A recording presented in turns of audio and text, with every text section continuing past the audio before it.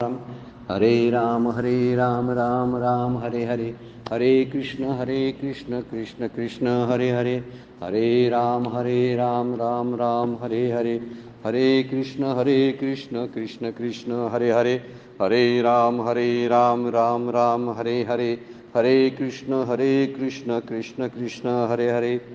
ब्रह्मानन्दं परमसुखदं केवलं ज्ञानमूर्तिं द्वन्द्वातीतं गगनसदृशं तत्त्वमस्यादिलक्ष्यम् एकं नित्यं विमलम् अचलं सर्वधि साक्षिभूतं भावातीतं त्रिगुणरहितं सद्गुरुं तं नमामि।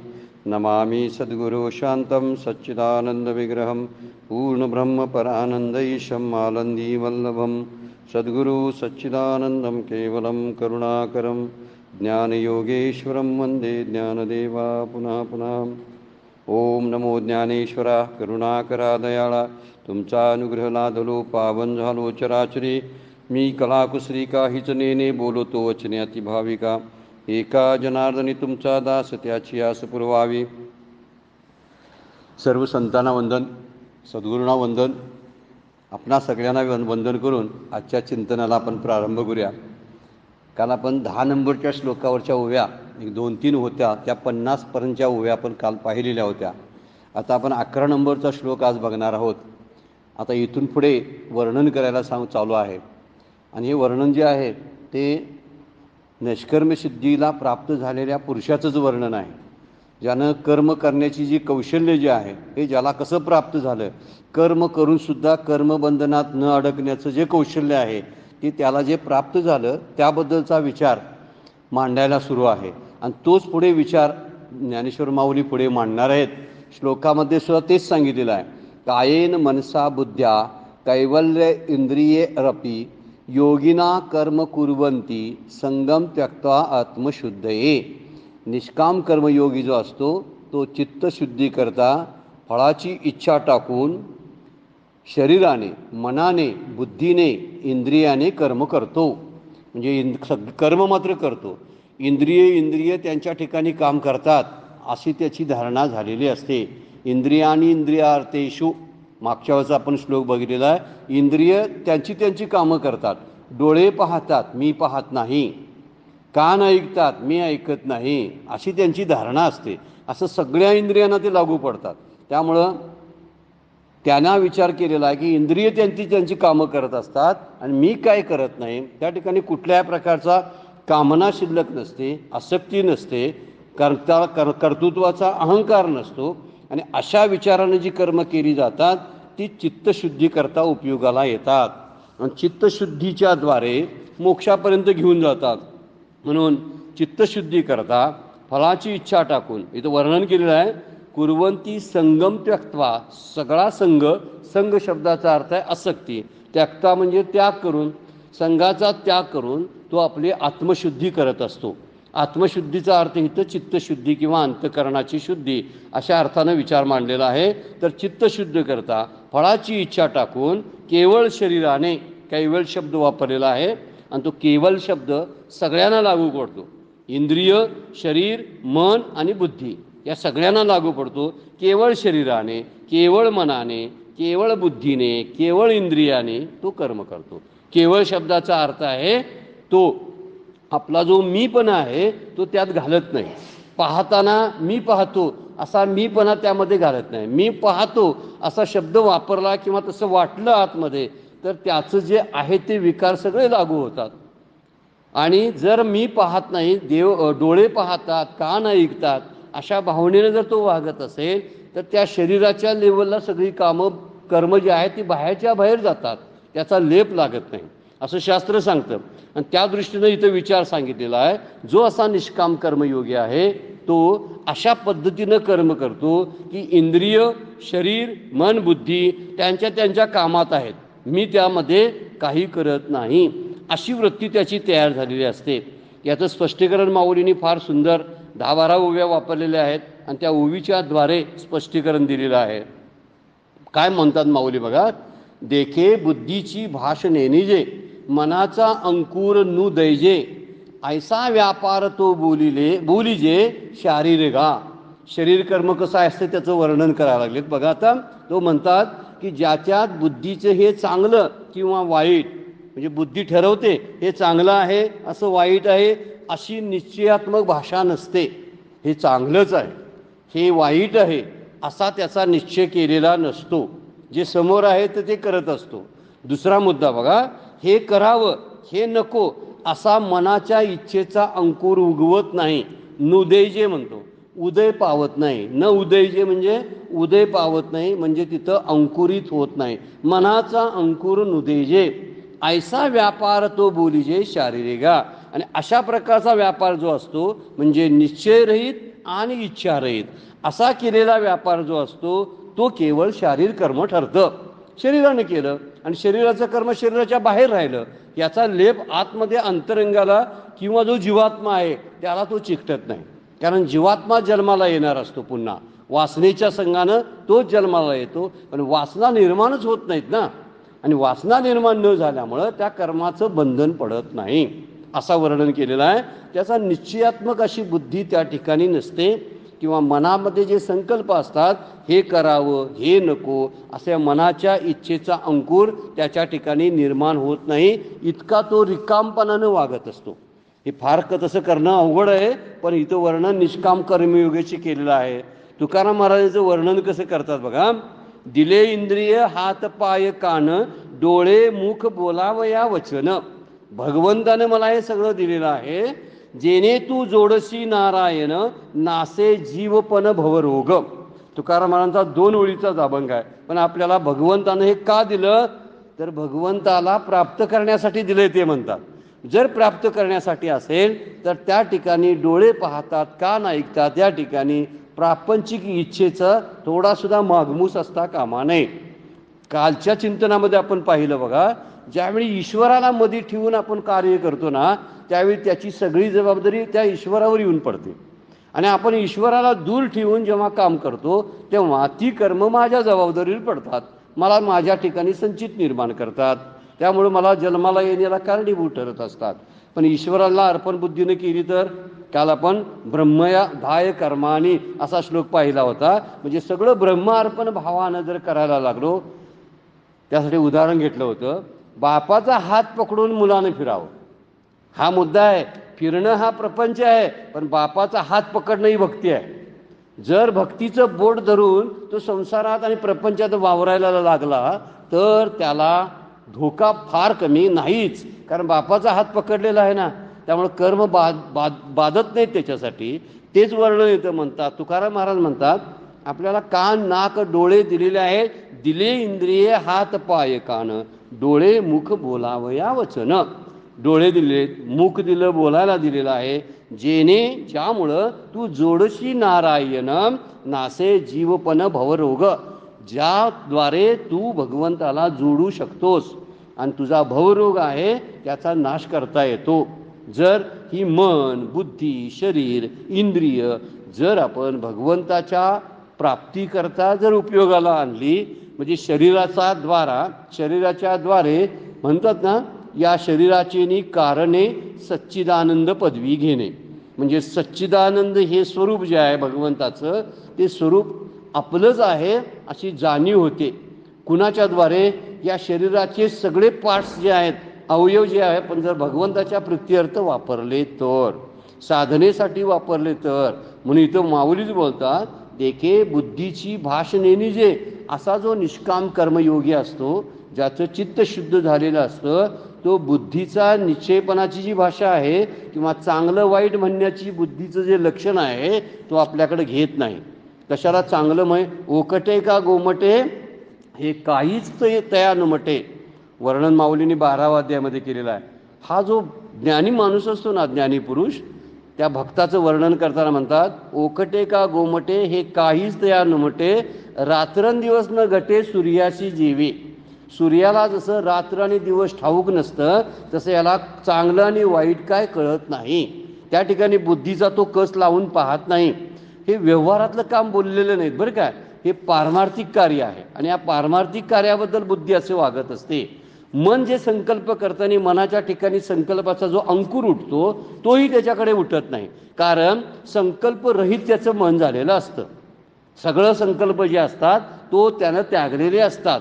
कारण डोळ्यातून पाहतो किंवा कानानं ऐकतो त्यावेळी त्याला भगवंताला मध्ये आता आड उभा राहे नारायण दया सिंधूपण साच करी, म्हणजे माझी इंद्रिय आवरणं मला कठीण जातात असं तुकाराम महाराजांनी एका अभंगामध्ये सांगितलेलं आहे. माझी इंद्रिय देवा मला आवरता येत नाहीत.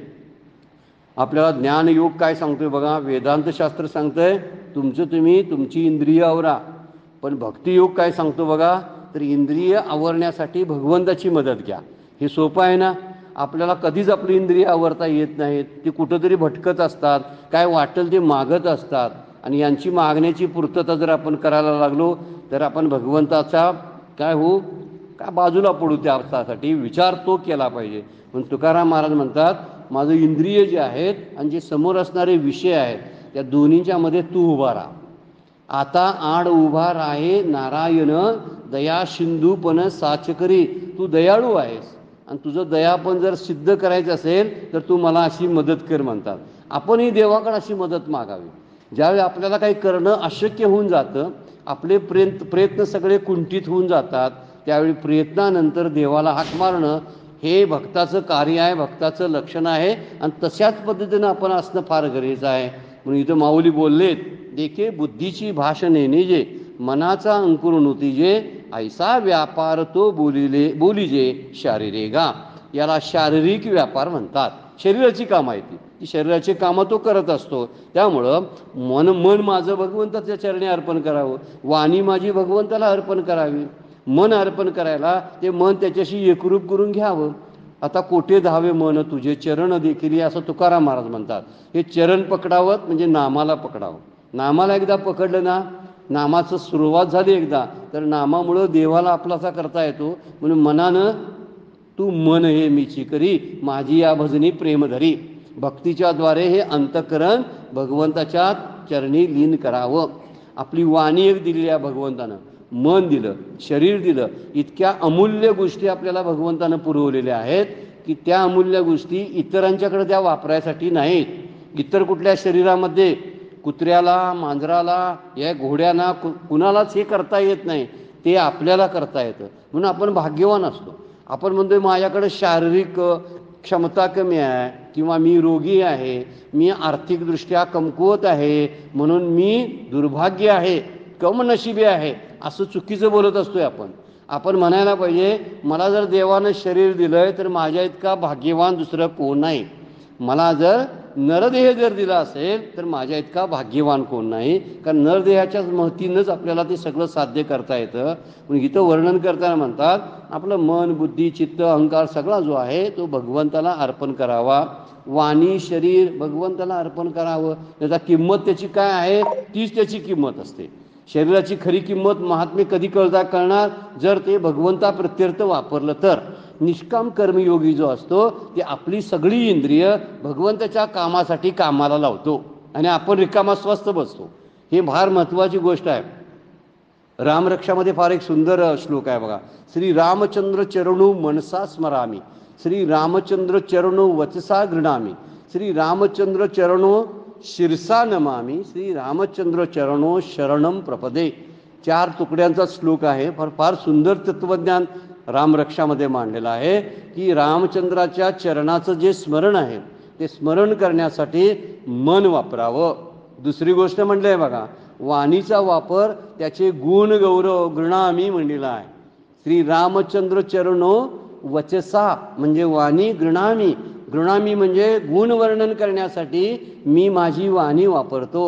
आणि श्री रामचंद्र चरणो शिरसा म्हणजे शरीराचा वापर, शिरसा म्हणजे माझं मस्तक मी भगवंताच्या चरणावरती ठेवतो. आणि शेवटी श्री रामचंद्र चरणो शरणम प्रपदे म्हणजे मी जीवरूपानं जो आहे तो माझा जीवसुद्धा भगवंताला मी अर्पण करतो. काही शिल्लक ठेवलं का बघा. आता हा जर ह्याचं काय काम चालू असेल ना तर त्याचा कामाचा परिणाम का होणार नाही याच्यावरती. काय कार्य करत असेल प्रपंचाचं ते करो, व्यापार करो, शेती करो, नोकरी करो, कुणाशी बोललं तरी त्याच्यावर पुढे आता ओव्यात त्याबद्दलच्या आलेल्या आहेत.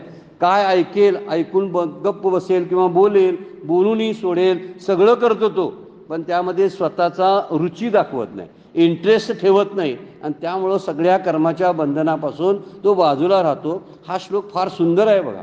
म्हणजे एक मनानं शरण येणं आहे, दुसरं वाचेनं वाणीनं शरण येणं आहे, तिसरं शरीरानं शरण येणं आहे आणि चौथं जीवानं शरण येणार आहे.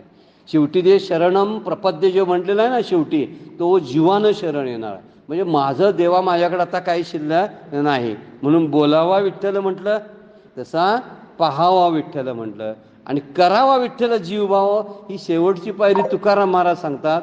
रामरक्षामध्ये 30 पायरी सांगितलेली आहे. पहिल्यांदा ते म्हणतात बोलावा विठ्ठल, म्हणजे वाचेनं तो बोलला पाहिजे ना विठ्ठल. तसा पाहावा विठ्ठल आहे, म्हणजे ध्यानानं आणि मनानं त्याला पाहिलं पाहिजे ना, त्याचं रूप पाहिलं पाहिजे. मग त्यासाठी मन वापरायला पाहिजे, ध्यानात घालायसाठी, पाहायसाठी. तर मनानं असं शरण आलं पाहिजे.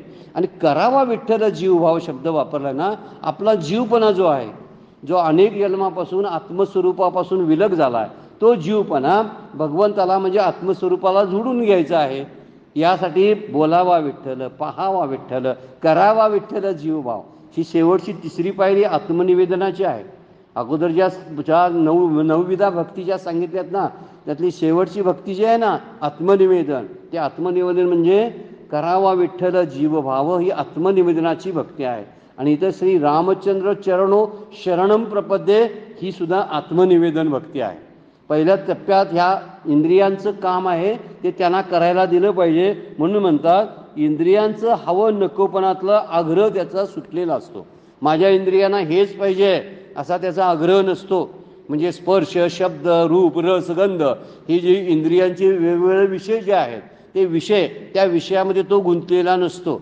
खायचं बंद करत नाही असा त्याचा अर्थ आहे, पण खायातला जो चोखाळपणा जो असतो तो त्याचा, जे चटकदार गोष्टी जो बोलत असतो तो त्याचा संपलेला असतो. किंवा पूर्वी कुठंतरी चांगलं खाल्लेलं असतं, त्याची आठवण त्याच्याकडे नसते, ही आठवणसुद्धा तो विसरलेला असतो. आपल्याला तसं होते बघा, अमक्याच्या घरी मी अमकं खाल्लं होतं, पुन्हा तसंच मिळावं, हे हा रसविषयी जागृत असलेल्याचं लक्षण असतं. पण बरेच वेळा अशी काही मंडळी आहेत की खाल्लेलंसुद्धा त्यांना आठवत नसतं, काय खाल्लंय आपण काय माहीत नसतं.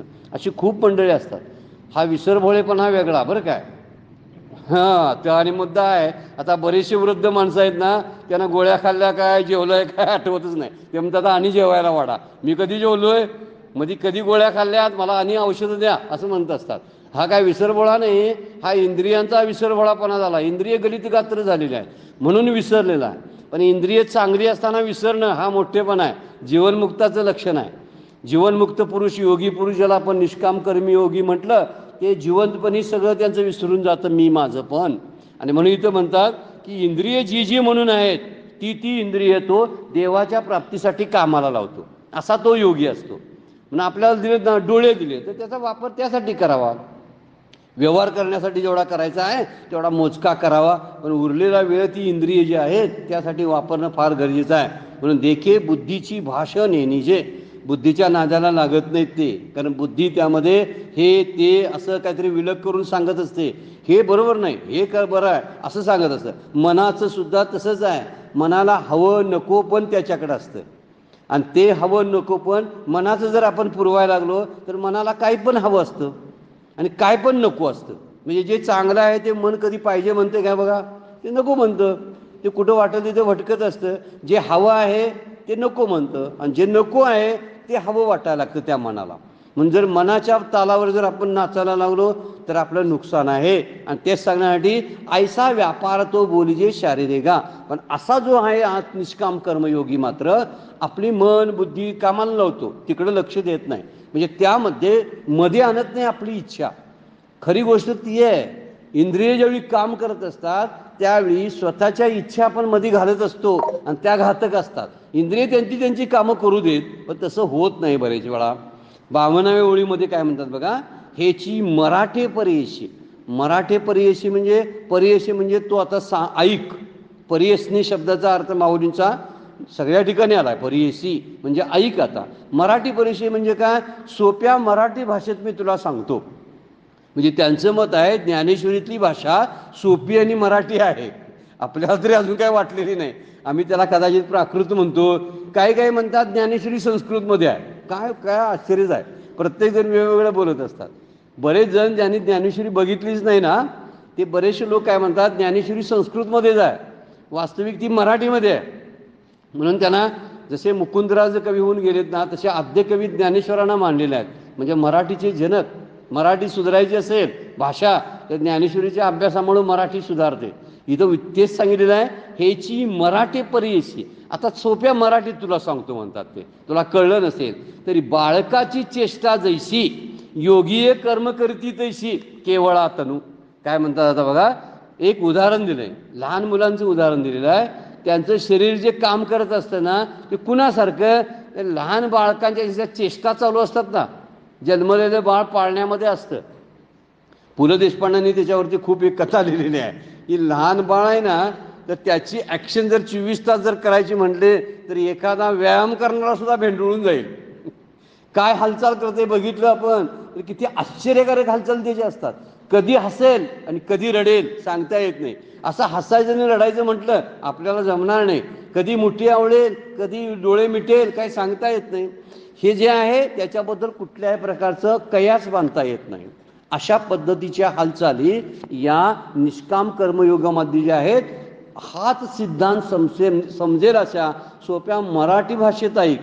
तरी तान्ह्या मुलाच्या हातापायांची हालचाल जशी निश्चय इच्छाविरहित असते. मुद्दा कसा वापरला बघा. बाळकाचं उदाहरण त्यासाठी दिलेलं आहे, त्यांच्याकडं निरागस आणि निष्पाप भाव असतो. इच्छा कुठली नसते. ज्यावेळी ती लाथा मारत असतात ना, त्यावेळी त्यांची काही इच्छा नसते. कुणाला तरी मारायचं आहे किंवा आणखीन कुणाला तरी ती इजा व्हावी किंवा मी व्यायाम करायचा आहे, अशा कुठल्याही विचारानं ती लाथा झाडत नाही. पाय हलवत नाहीत किंवा हात हलवत नाहीत. त्याप्रमाणे योगी लोक केवळ शरीराने कर्म करतात. नुसती चेष्टा चालू असते त्यांची. पाहतात पण त्या दृष्टीमध्ये हवं नकोचा भाव नसतो. पाहत असतात. आता आपण पाहत असतो बघा, काहीतरी हेतूनच पाहत असतो. मला हे पाहायचं आहे आणि ते जाणून घ्यायचं आहे अशा अर्थानंच आपण पाहतो. कानानं ऐकतो सुद्धा आपण, कुठली तरी फळाची इच्छा असते त्यामध्ये की मला ह्याबद्दल मी ऐकायला लागलोय. आणि अशा फळाच्या इच्छा आणि हेतू ठेवून ज्यावेळी कर्म होतात त्यावेळी ती कर्म आपल्याला बंधनकारक ठरत असतात. ही गोष्ट फार महत्त्वाची त्यामध्ये सांगितलेली आहे. म्हणून म्हणतात, उदाहरण देताना तान्ह्या बालकाचं दिलेलं आहे. लहान मुलांच्या क्रियेमध्ये कुठलाही हेतू आणि उद्देश नसतो. पण बालवत म्हटलेलं आहे बघा. बऱ्याच ठिकाणी आचार्यांनी सुद्धा अशा मुक्त पुरुषांना बालवत वर्तन म्हणतात. बालवत म्हणजे लहान बाळ जसं वर्तन करतं ना, कुठलाही पाप त्यांच्या मनामध्ये कधी कपट नसतं. लहान मुलं जराशी 5-6 वर्षाची झाली की मग सुरू होतं, आपणच घातलेलं असते कपट. त्यांच्या घरात कशाला गेलात, म्हणजे माझं घर आणि त्यांचं घर आपणच स्पष्ट करून राहतोय. त्याला तुझं खेळणं का दिलंस, म्हणजे हे तुझं खेळणं आहे आणि त्याचं खेळणं वेगळं आहे. म्हणजे तुझं आणि माझं आपणच घरात शिकवलेलं असतं त्याला. त्यामुळे त्यांना 4-5 वर्षात कळायला लागते माझं तुझं हे सगळं. पण लहान बालक जे असतं ना, एकदम तान्हं बाळ, त्या तान्ह्या बाळाच्या हालचाली ज्या असतात त्या क्रिया होईत असतात. पण म्हणताना शास्त्र सांगतं बालवत हालचाली करतात, बालिश हालचाली करत नाहीत. तो एक शब्द महत्त्वाचा आहे त्यातला. बालिशपणानं वागत नाहीत मात्र. तसे ते सिरियस असतात. जीवनमुक्त जे योगी पुरुष आहेत ना, ते सिरियस असतात. पण बालवत हालचाली करतात म्हणजे हसतात, गंमत करतात. त्यांचं कुठल्याही प्रकारचा हेतू नसतो, कारण त्यामध्ये कुठल्याही प्रकारचा राग आणि द्वेष नसतो. राग आणि द्वेष म्हणजे, राग म्हणजे आसक्ती आणि द्वेष म्हणजे तिटकारा. त्यांच्या वागण्यामध्ये तुसडेपणाही नसतो आणि फार आपलेपणाही नसतो. ह्यांना जवळ करावं किंवा त्यांना बाजूला करावं अशी कुठलीही इच्छा त्यांच्या मनामध्ये नसते. त्यामुळे राग द्वेषानं विरहित असलेले असतात. जसं प्रारब्धानं आलंय तसं वागत असतात ते. प्रारब्ध मला नाचवतं, प्रारब्ध मला हलवतं, असा त्यांची मनाची धारणा झालेली असते. त्यामुळे प्रारब्धाची करणं मी करतो म्हणून शरीर हे साधनेसाठी लागणारं उपकरणच आहे एवढाच त्यांचा विचार असतो. मला जे मिळालेलं आहे ते मिळाले कशासाठी, तर पोट भरायचं आहे. का मला जगायचं आहे माहिती आहे, तर उद्या नामाला उठायचं आहे ना, मग पोटात थोडंसं घालायला पाहिजे. मग उद्या नाम घेताना मला झोप येऊ नये म्हणून थोडीशी झोप मला घ्यावी लागेल. कशी इच्छा करतात बघा ती. झोप का घ्यायची, तर मला साधनेसाठी घर तयारी करायची आहे. किंवा खायचं का, तर मला साधनेसाठीला बसायचं आहे म्हणून शरीर धरून बसायचं आहे. मी अंगावर पांघरून का घेतो, तर थंडी वाजू नये त्यामुळे साधनेत माझ्या व्यत्यय येईल म्हणून तो अंगावर कपडे धारण करत असतो. हे सगळ्या गोष्टीचा विचार योगी पुरुषांच्या बद्दलचा असतो. पण हे मी शरीर आहे, हे माझं शरीर आहे असं तो मानत नाही. हे शरीर संसाराचं आहे आणि संसार म्हणजे संसाराच्या प्राप्तीसाठी नाही, तर संसार नाशवंत आहे हे कळून देण्याचं काम हे शरीर करत असतं. म्हणून शरीर फार महत्त्वाचं आहे. तर मालकीच्या दृष्टीनं पाहिलं तर तो बोलतो हे शरीर भगवंताचं आहे, याच्यावर माझी मालकी नाही.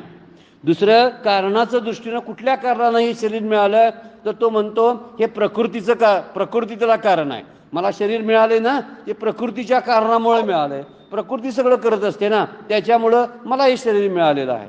आणि कार्याच्या दृष्टीने विचार केला तर हे कशासाठी वापरायचं तर संसाराचं आहे म्हणून वापरायचं.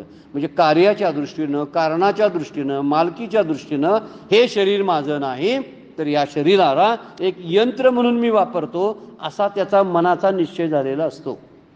आपण ही हळूहळू शरीरातली आसक्ती जर कमी करायची असेल तर शरीराला हवं ते वेळेवर देणं ही जबाबदारी आहे, आणि त्याचे चोचले न पुरवणं ही जबाबदारी आहे. ह्या दोन गोष्टी जर आपण करायला लागलो तर निश्चितपणाने शरीराची आसक्ती, देहासक्ती ज्याला आपण म्हणतो, ती निघून जाईल आणि बालवत त्यांचं आपलं वर्तन होईल. म्हणून हे योगी पुरुष असतात ते लहान बालकाप्रमाणे त्यांचं म्हणजे माऊली त्यांचं वर्णन करायला लागेल, लक्षणं सांगायचं चालू आहेत, पुढे सांगणार आहेत जास्त, पण आताही सांगायला लागेल की तरी बाळकाची चेष्टा जशी योगीय कर्म करती तैशी. कुणासारखी कर्म करतात? लहान बाळकांच्या हालचाली हेतुविरहित असतात तसे ते कर्म करतात. पुढची ओळी बघा, मग 5 भौतिक संचले जेव्हा शरीर असे निदेले तेथे मनची राहते एकले स्वप्नी जेवी. बघा, शरीर जेव्हा हे 5 महाभूतांचं आहे आणि 5 महाभूतांचं असल्यामुळं त्याला विश्रांतीची गरज असते. हा पंचमहाभूताचा गोळा असलेले हे शरीर झोपेत निश्चेष्ट होऊन पडलेलं असतं. बघा, शरीर असे निदेले म्हणजे निजलेलं असतं, निश्चेष्ट होऊन पडलेले, तेव्हा ते तर मनची राहटी एकले. मग फक्त जिवंत जागं कोण असतं बघा, कधीच्या वेळी स्वप्नाच्या वेळी जागं कोण असतं तर मन जागं असतं, म्हणून आपल्याला स्वप्न पडतात.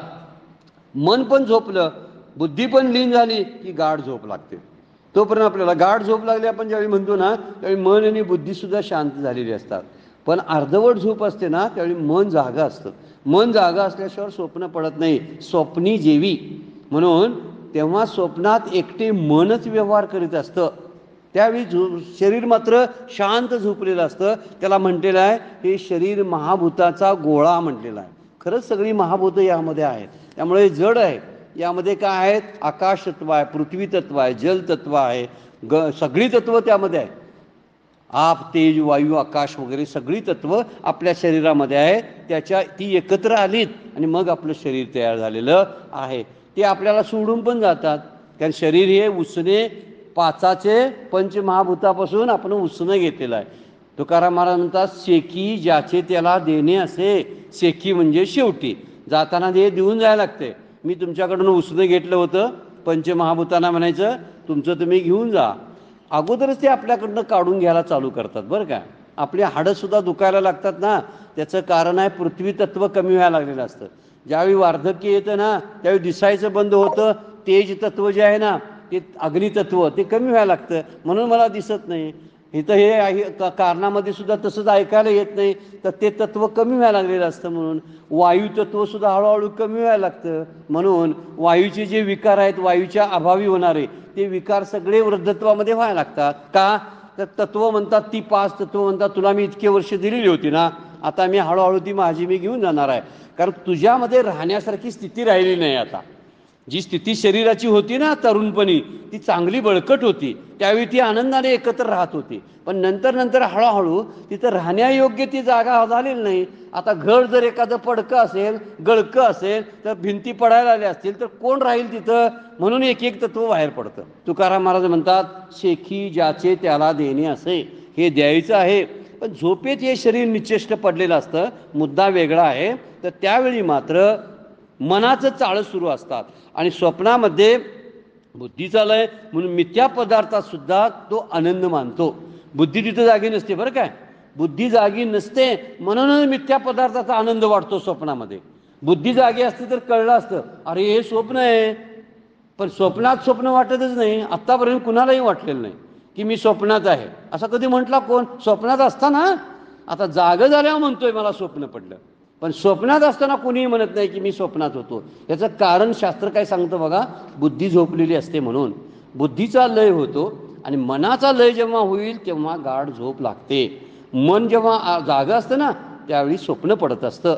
शरीर शांत पडलेलं असतं, बुद्धी लीन झालेली असते आणि आपल्याला अर्धवट झोप लागते आणि त्या मनाचे सगळे चाळे मग सुरू होतात. वर्णन पुढं आणि केलेलं आहे बघा. नवल ऐके धनुर्धरा, एक आता आश्चर्य तुला सांगतो म्हणतात, कैसा वासनेचा संसारा देहा हो नेदी उजगरा परी सुख दुःखे भोगी. कसं वर्णन करतात बघा. अर्जुना, या जागृतीच्या संस्काराचा कसा व्यवहार असतो त्याचे आश्चर्य ऐक. जे व्यवहार देहाला जागे होऊ देत नाहीत पण सुख दुःख मात्र भोगायच लावतात.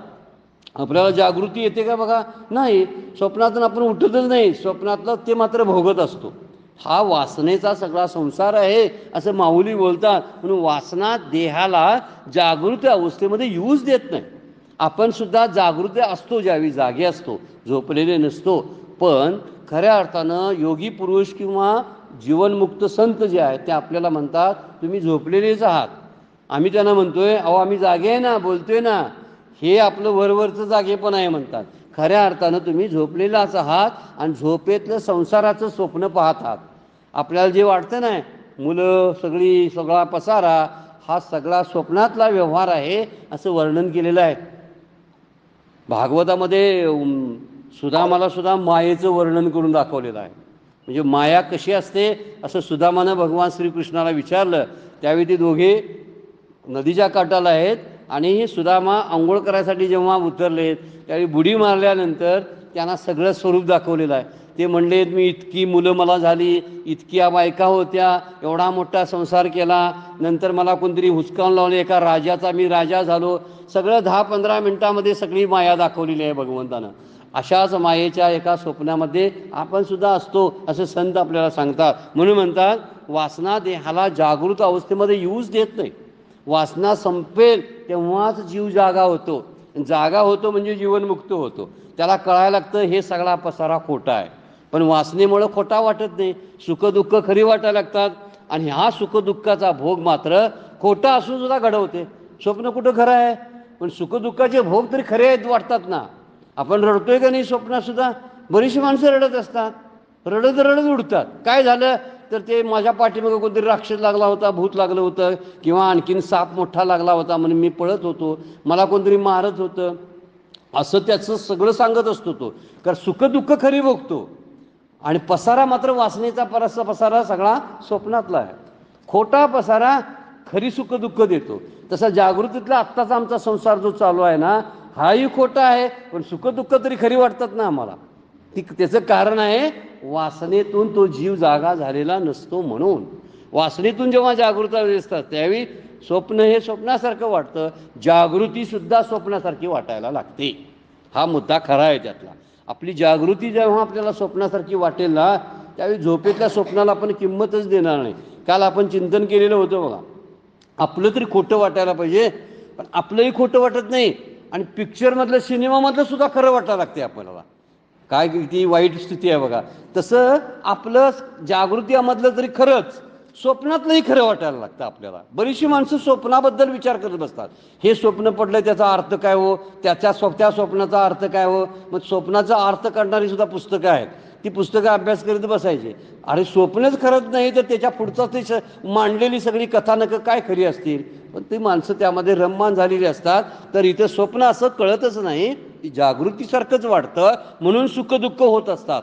म्हणून हस्तामलकमध्ये नाथ महाराजांनी फार सुंदर ओव्या दिलेल्या आहेत. हस्तामलक हे स्तोत्र आचार्यांचं आहे, छोटंसं स्तोत्र आहे, कमी आहे त्याची श्लोक, पण त्या कमी श्लोकावरती नाथांनी भाष्य चांगलं केलेलं आहे. त्या भाष्यामधली फार एक सुंदर ओवी आहे बघा. स्वप्नात एक बाई झोपलेली आहे, नवरा पण जवळ आहे आणि त्या बाईला स्वप्न पडते. काय? नवरा गेलेल्याचं, नवरा दगावल्याचं स्वप्न पडते आणि त्या स्वप्नाबद्दल ती त्या स्वप्नामध्ये इतकी ओरडत असते. नवरा तिला जागा करत असतो. कसं कथानक तयार केलंय बघा. ज्याच्याबद्दल ती रडत असते, जो गेला म्हणून, तोच तिला जागा करत असतो. हे फार विचार करण्यासारखा मुद्दा आहे. ओवी कशी आहे बघा. भरतार सेजे रिगोनी नारी स्वप्न वैधव्य शंक करी म्हणजे ओरडायला लागलेला आहे. भरतार तिसी पुसे जरी सांगे ते तरी मी रांडेल म्हणजे मला वैधव्य प्राप्त झालं. नाथांची भाषा आहे ती. काय म्हणतात? ती ओरडायला लागली. घामाया घुम झाली या, माझा नवरा गेला, मला वैधव्य प्राप्त झालं, आता मी कशी जगायची हे कुणाला सांगते? नवऱ्याला. नवरा म्हणतोय जागी हो, जागी हो. आपलं तसंच व्हायला लागलेलं आहे. आपण जवळ आहे, पण आपण त्याला सुखदुःखामध्ये स्वतःला त्यामध्ये गुरफटून घेतो. त्यामुळे स्वप्नातील सर्वच खोटं आहे आणि अशा खोट्या विषयापासून आपल्या जीवाला सुखदुःख मात्र खरी भोगावी लागतात. फार गंमतशीर गोष्ट आहे. पण कशी काय बघा, उदाहरण आपल्याला माऊलींची एक उभी आहे इथं घेतलेली आहे. म्हणजे स्वप्नामध्ये एखादी तरुणी येते आणि ती तरुणी आलिंगन देते. त्यावेळी आलिंगन दिल्यानंतर त्या पुरुषाच्या मनामध्ये कामवासना ज्या निर्माण होतात त्या खऱ्या होतात. तरुणांगी वर्णन केले, माझ्याकडे उभी पाठ नाही ती तरुणांगी म्हणजे त्या तरुणीचा स्पर्श झालायच कुठं झाला नाही, पण कामना मात्र खरी निर्माण झाली. बघा, साप माझ्या पाठीमागे लागला म्हणून मी धावायला लागलो, खोटा आहे ना साप? खोटा आहे. मी पळायला लागलोय, हेही खोटा आहे. परंतु त्या सापाच्या भीतीमुळं मला जो घाम आलेला असतो तो का खरा असतो? हा मुद्दा फार महत्वाचा आहे. मी रडत जो असतो, आता इथं एका स्त्रीचं उदाहरण दिलं, ती खरी रडायला लागली आहे. स्वप्नातला घेऊन गोष्ट ती खरी रडते. म्हणून इथं माऊली बोलतात, नवल ऐके धनुर्धरा.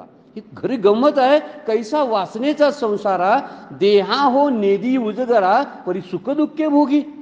ती देहाला खरं जागं होऊ देतच नाही आणि स्वप्नातला पसारा खरा वाटायला लावते. खरंच तसं आहे. आपल्या अनुभवात सुद्धा ही गोष्ट आहे. माणसं ओरडून जागी उठतात बघा, काहीतरी भयंकर घडलेलं असतं आणि उठल्यानंतर त्याला आपण म्हणतोय घाम पुस तू. मग घाम कसं काय खरा आहे हो?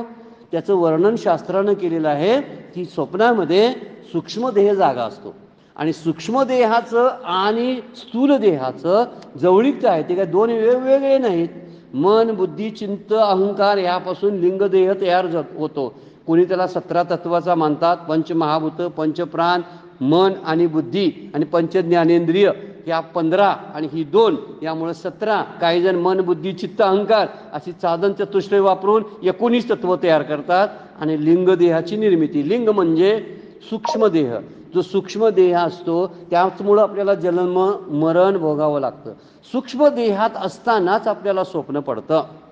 स्थूल देहात असताना आपण जागृती अनुभवतो आणि सूक्ष्म देहात असताना आपण काय अनुभवतो तर स्वप्न अनुभवतो सूक्ष्म देहात. आणि गाढ झोपेमध्ये आपण कारण देहाचा अनुभव घेतो. ही 3 देह आहेत ना, त्याच्याशी अशी संबंधित आहेत. आणि एक कारण देहामुळे स्वप्नात आपण जातो, सूक्ष्म देहामुळे आपण स्वप्न पाहतो, त्यावेळी मन जाग असतं आणि जागृतीमध्ये आपण पाहत असतो, ती स्थूल देह आहे. ह्या तिन्ही अवस्था आणि 3 देह असे लागू आहेत. याचा आत्ता इथं मुद्दा नाही. मुद्दा हा आहे की मला स्वप्न खोटं पडलं असताना मला जी लक्षणं दिसली ती खरी का, हा मुद्दा आहे. आणि तो खरी का, तर याचं वर्णन शास्त्रानं करून दिलेलं आहे. आपणही असंच लागू करून घ्यायचं. मला घाम का फुटला खरा? मग खोटा होता साप ना, तरी का घाम फुटला? त्याला कारण आहे सूक्ष्मदेह आणि स्थूलदेह एकत्र जोडलेले आहेत. त्याच्यावर झालेला परिणाम शरीरावर दिसतो तो, आणि म्हणून त्याच्या अंगावर घाम दिसला, म्हणून तो ओरडायला लागलेला आहे. ओरडण्याचं मूळ कारण ते आहे. म्हणून इथं म्हटलेलं आहे की वासनेचा हा पसारा आहे, हा सुख दुःख भोगायला लावतो. स्वप्नात असताना सुद्धा, स्वप्नात सुद्धा सुख दुःख आहे. जागृती तरी आहेत.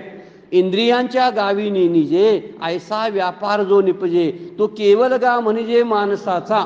हा मानसिक व्यापार कसा असतो? मगाशी शारीरिक व्यापार सांगितला, आता मानसिक. इंद्रियांच्या गावात ज्याची वार्ताही समजत नाही, इंद्रियांना काही कळत नाही, तेव्हा असा देह व इंद्रिय यांना न समजता जो व्यवहार होतो तो मानसिक व्यवहार असतो. म्हणजे देहाला आणि इंद्रियांना समजत नाही, तो मानसिक व्यवहार असतो असं माऊली बोलतात. म्हणजे वर्णन करताना सांगितलेलं आहे की तो मानसिक देह आहे. इंद्रियांना न समजता होणारे कर्म हे मानसिक कर्म आहे.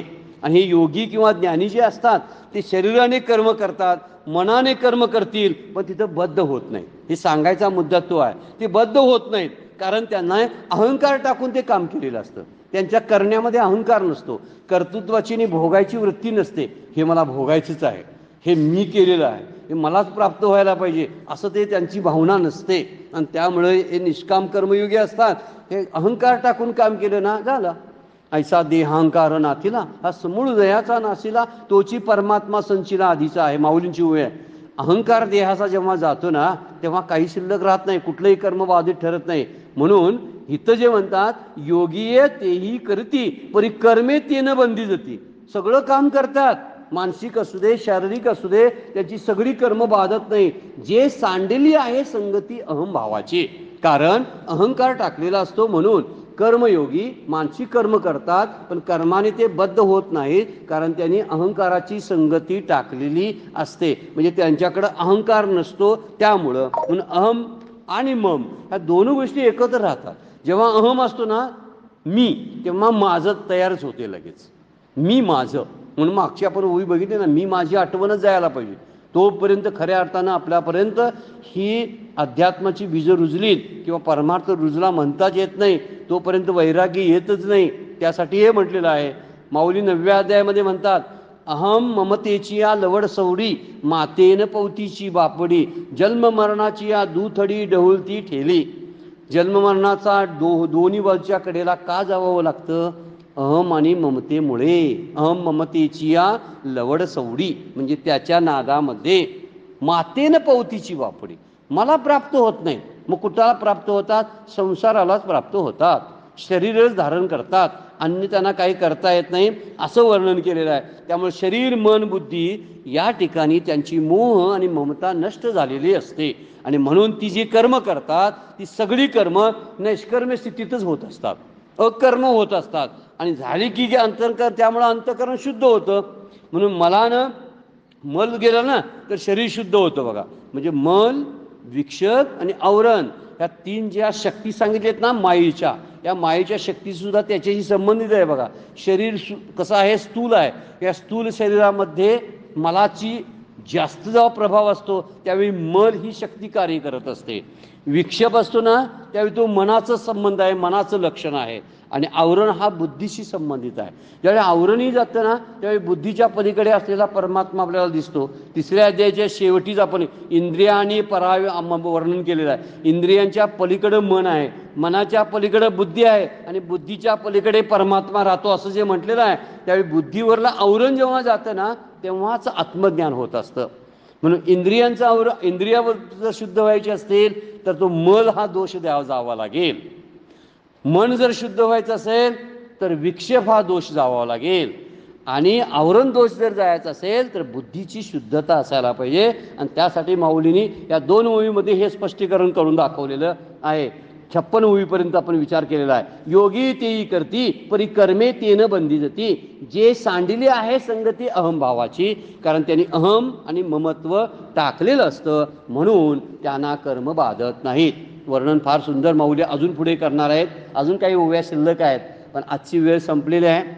आपण इथं थांबतो. आजची सेवा सद्गुरूंच्या चरणी भगवान ज्ञानेश्वरांच्या चरणी अर्पण करतो. विराम घेऊया. पुंडलिक वरदारी विठ्ठल श्री ज्ञानदेव तुकाराम.